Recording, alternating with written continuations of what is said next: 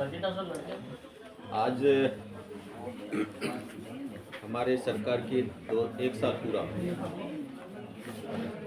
हम भिन्न भिन्न प्रकार के कार्यक्रम कर रहे हैं। कल से कार्यक्रम शुरू है 12, 13, 14, 15। हमारे देश के प्रधानमंत्री जी ने 4 जातियों को परिभाषित किया है। पहला युवा, दूसरा किसान, तीसरा महिला और चौथा श्रमिक जो मजदूर वर्ग है। हम लोग या भारतीय जनता पार्टी जाति व भरोसा नहीं, विश्वास नहीं करते।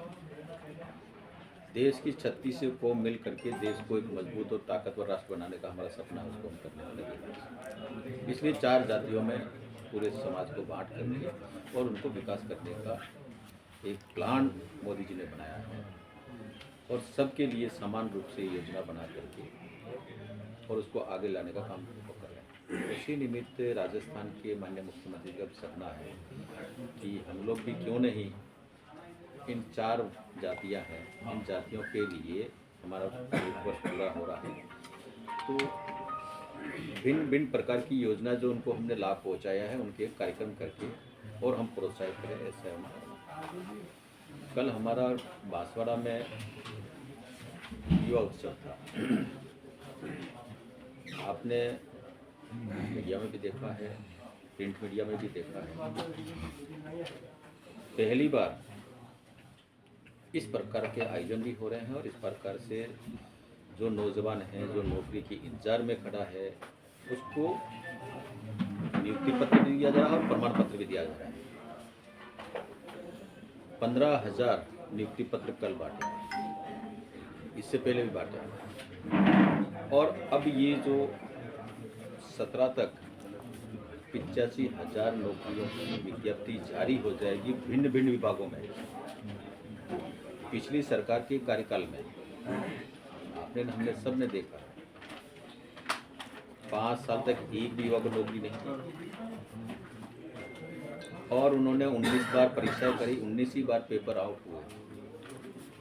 हम लोगों ने विधानसभा से लगा करके सड़कों तक हमने आंदोलन किए, उनसे कहा कि भाई ये पेपर माफिया पेपर आउट कर रहे हैं, हमारे युवाओं के साथ में धोखा कर रहे हैं, युवाओं के सपनों को चकनाचूर कर रहे हैं, आप इस पर कार्रवाई करिए। उन्होंने कार्रवाई नहीं की क्योंकि पूरी सरकार उसमें सम्मिलित थी, इसलिए वो कार्रवाई नहीं कर। हमने युवाओं के लिए लाठियां खाई है, हमने कहा कार्रवाई करिए, कार्रवाई नहीं की।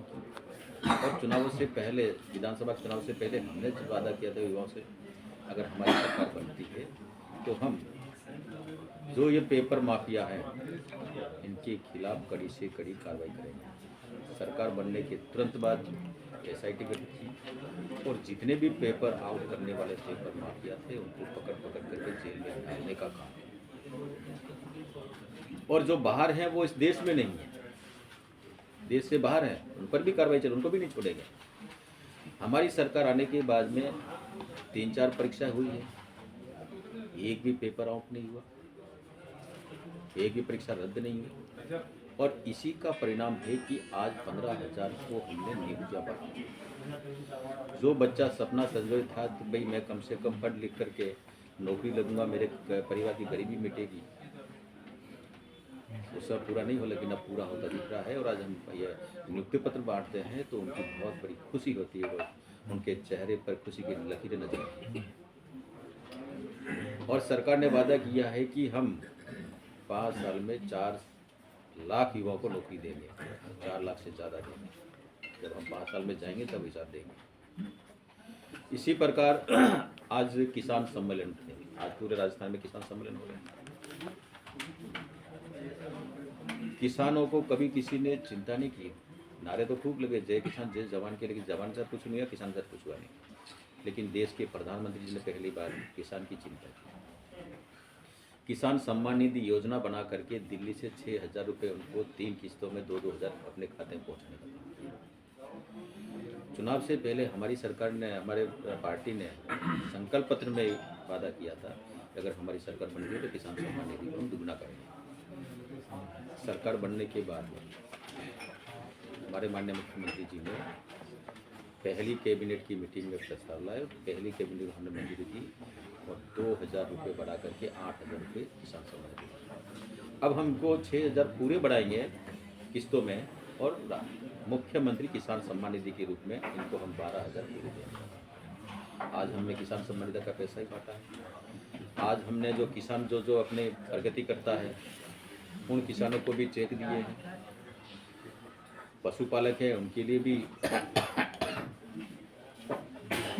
पशुओं का बीमा करके और उनको जैसे पशु बीमार होता है और उसकी मौत हो जाती है तो उसका पूरा प्रीमियम देने का काम किया, योजना लॉन्च की है माननीय मुख्यमंत्री जी ने।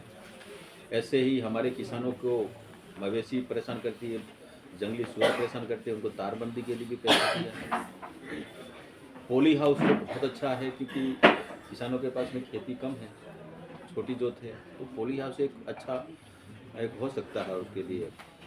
तो पोली हाउस का पैसा हम दे रहे हैं, उसका भी पैसा दिया क्योंकि किसान की आय दुगनी होनी चाहिए, किसान की आय बढ़नी चाहिए, ये हमारी सरकार की मंशा है। कल हमारा महिलाओं का महिला सम्मेलन हुआ। देश के प्रधानमंत्री जी ने कहा कि मैं राजीव का जो समूह है उनको लखपति दीदी बनाऊं, उस पर वो काम भी कर रहे हैं।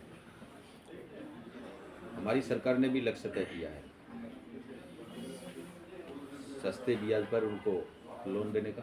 कल उनको ऋण वितरण किया जाएगा और परसों 15 तारीख को